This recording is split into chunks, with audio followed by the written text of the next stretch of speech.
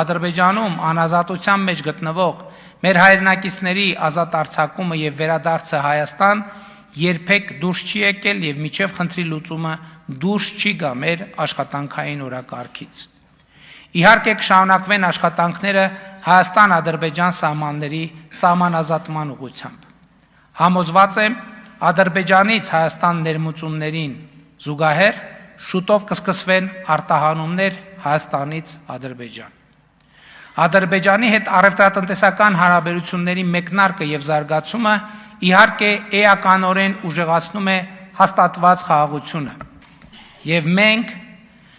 մեր տնտեսվարողներին քաջալերելու ենք աշխատել այս ուղղությամբ։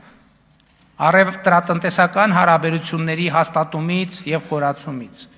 սահմանների սահմանազատումից, գերիների եւ անհետ կորածների հարցերի շուրջ համագործակցությունից, ապա շրջափակումից, նույնիսկ խաղաղության համաձայնագրի ստորագրումից անդին շատ կարևոր է Հայաստան-Ադրբեջան հարաբերությունների սոցիալ-հոգեբանական կողմը։ Եվ հաստատված խաղաղությունը հարատև դարձնելու համար կարևոր է խաղաղություն հաստատել սոցիալ-հոգեբանական մակարդակում։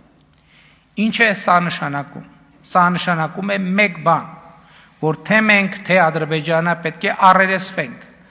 հաշտ լինենք այն փաստի հետ,